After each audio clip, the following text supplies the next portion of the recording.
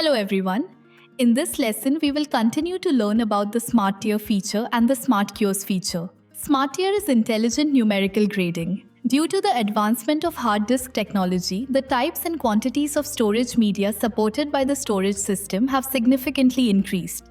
There is a significant difference in storage cost and performance among different storage media, which makes it difficult for our users to balance between storage cost and performance. However, for enterprise business applications, not all data have the same usage value. Over time, some data will be frequently accessed, while some data will rarely or even not be accessed for a long period. Ultimately, the data from these low-frequency accesses may occupy a lot of valuable high-performance storage space, resulting in a great waste of resources. The company also cannot always blindly purchase high-performance storage media for expansion. So, like in our diagram, it is also like this. The data, according to its activity level, is divided into three types. First, deal with active data, then hot data and cold data.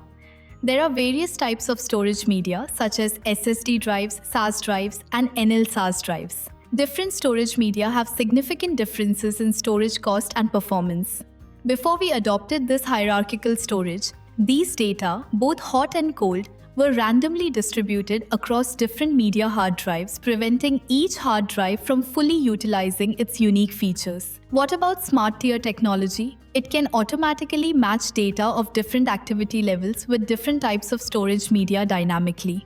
For example, we transfer the cold data to our NL SAS disk, which is the capacity disk, right? Then we transfer our most active data to our SSD disk. In this way, we can achieve the vertical intelligent flow of this data, effectively balancing the performance and cost of our storage system. This is a feature of our Smart Tier. Next, let's take a look at a storage tier division in Smart Tier. In the storage pool, up to 3 storage tiers can be partitioned, which are the high performance tier, the performance tier, and our capacity tier. As for the high performance layer, it has the highest performance, characterized by high IOPS. This is generally suitable for applications that require high random read and write performance and for reading business workloads with high storage request density. For example, things like database indexes. The performance layer has relatively high performance, but its storage medium cost is relatively moderate and reliability is also high. It is generally suitable for online applications like those with moderate storage request density business loads. For the capacity layer, the performance is the lowest, but its capacity, that is, the cost of its storage medium, is the lowest. Moreover, the capacity of a single disk is large, but it has low IOPS, and the response time for tasks is long. Therefore, it is generally suitable for business loads with a relatively low storage request density, such as some non-critical businesses, backups, and so on. This represents the hierarchy of our 3 storage layers. The different types of hard drives constitute this T2 layer. The performance difference of this layer is precisely the basis of our tiered storage foundation. Therefore, before configuring storage services, we need to understand the performance characteristics and differences of each hard disk. For example, in our storage hierarchy division, SSDs are generally used as a high-performance layer to bear high IOPS pressure. This is composed of an SSD. Because an SSD is not a mechanical hard drive, it is a solid-state drive. It does not have the rotational delay of a mechanical hard drive, so it has a significant advantage for access hotspots or I/O models sensitive to response delay. It has a strong performance advantage, so it is generally used in some applications. In this kind of database, this is our SSD disk. As for the SAS disk, it stores our data on a series of high-speed rotating magnetic disks. Compared to NL SAS, it has better performance, capacity, and reliability. However, compared to the SSD disk, its performance might be slightly lower, so it is in between the two during this period. In the division of storage hierarchy, it generally serves as the performance layer to provide better performance, including stable experiments, high IOPS, large bandwidth, etc. Moreover, its price is not as expensive as SSD disks. Finally, let's look at the NL SAS disk. Compared to the SAS disk, the rotation speed of the NL SAS disk is slower, but it can provide a larger capacity space than the SAS disk. However, its performance is relatively low. So it is generally used in the capacity layer of this hierarchy. So this is the corresponding relationship for them. In our storage pool, the type of hard disk it contains determines the storage layers we can create. For example, in this storage pool, the types of hard disks are only SSD and SAS. Therefore, when creating storage levels, it can only create up to 2 levels. If the storage pool consists of only one type of hard disk, for example, if my storage pool only has NL SAS disks, if there is only one type of hard disk, NL SAS disk, then the storage pool cannot create multiple storage layers. It can only create a capacity layer. At that time, we won't be able to use this smart tier. So we must pay attention to this when the time comes. We need to be careful when creating it. If we want to divide the levels, we must pay attention to this hard disk type. Next, let's look at the 3 stages of smart tier. When there are 2 or more types of hard drives in the storage pool, users can fully utilize each storage layer in the storage pool through the smart tier feature. So during the data migration process, the storage pool operates on the basis of these data blocks, identifying the activity of the data by block and migrating the entire data block to other storage layers. In implementing smart tier in this storage system, it goes through 3 stages, which are I/O monitoring, data layout analysis, and data migration. Among them, I/O monitoring and layout analysis, as well as data layout analysis, are automatically completed by the storage system. Data migration, on the other hand, is triggered either manually by the user or by some timing strategies we configured earlier. Then let's continue to look at the key technology of smart tier. The key technologies of smart tier include initial capacity allocation, migration strategy formulation, monitoring statistical analysis, and data migration. Smart tier allows us to set the initial capacity allocation strategy when new data is written into RAM based on the performance requirements of the application and allocates the newly written data to the corresponding storage layer according to this strategy. So the initial capacity allocation strategy includes 4 types, namely these 4 types: automatic allocation, priority allocation from the high performance layer, priority allocation from the performance layer, and priority allocation from the capacity layer. Then, set this policy according to business needs. For example, if the business requires high performance and the high performance layer needs to be used for more core hot data access, when we allocate space for this type of business, it can be set to prioritize allocation from the performance layer. Apart from this, smart tier also allows setting migration strategies for RAM such as OLTP data blocks.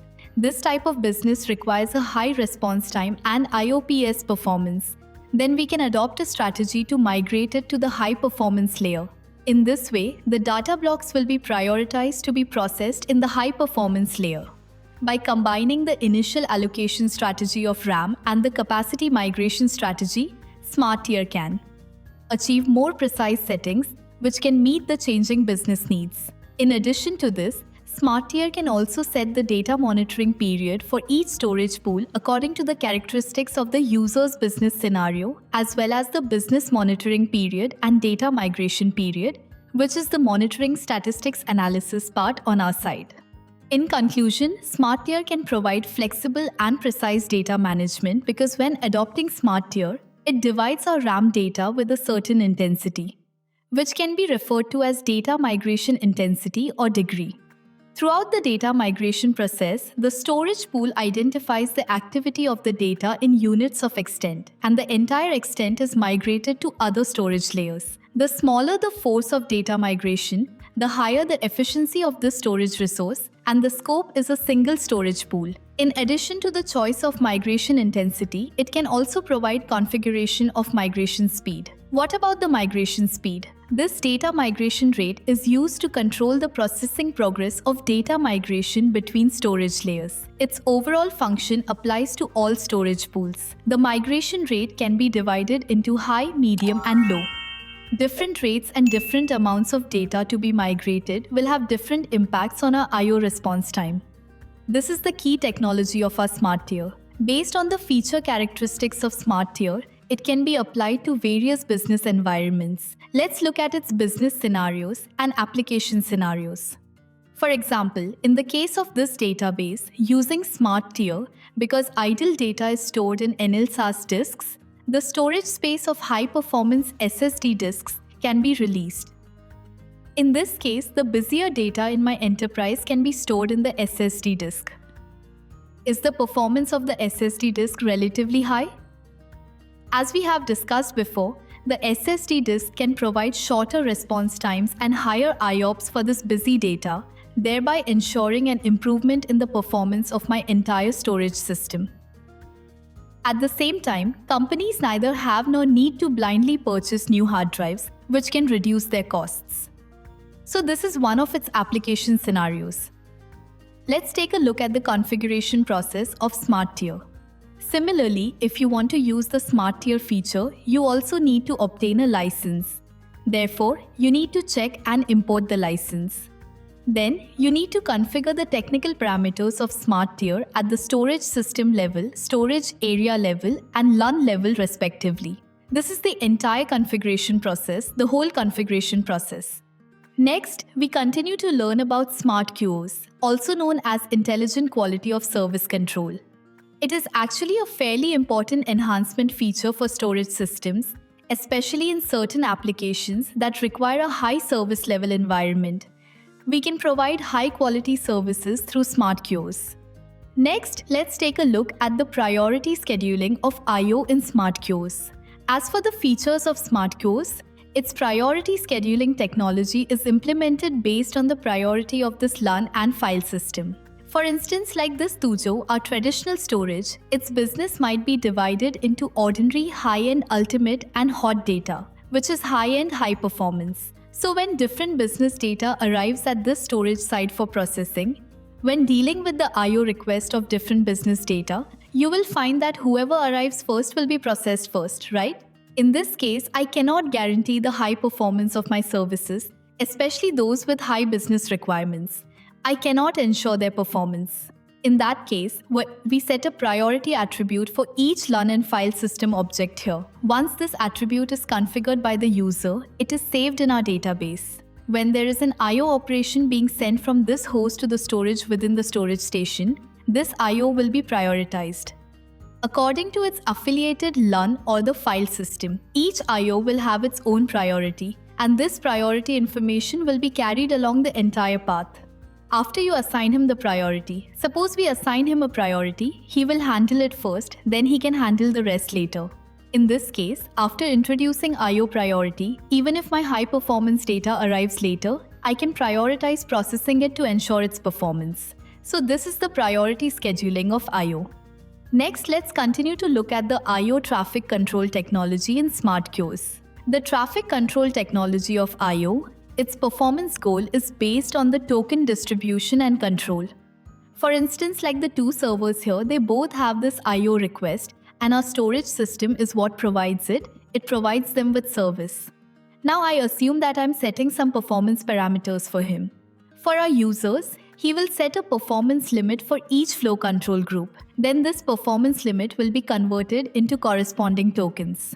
For the corresponding token, in the storage system, if the user wants to limit the traffic type to IOPS, then one I/O corresponds to one token.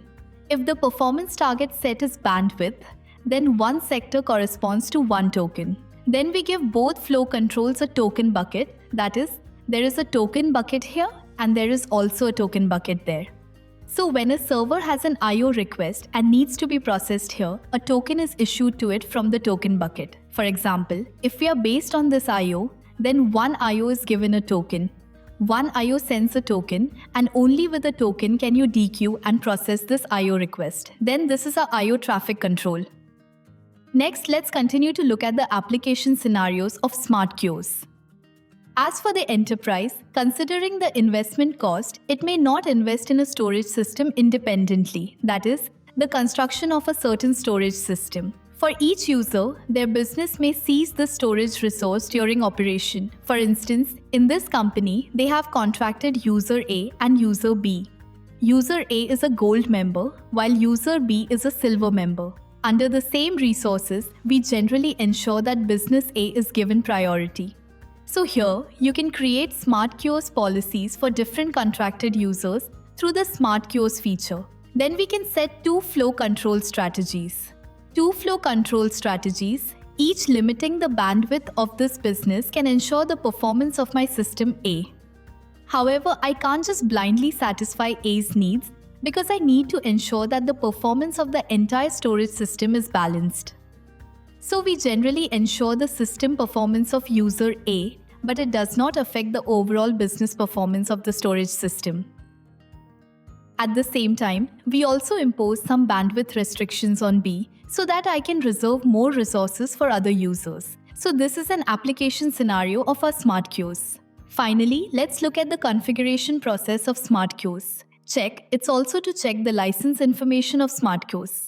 Next, we can configure the Smart Kiosk function. This includes monitoring business performance, configuring the priority of this I/O, and creating traffic control policies.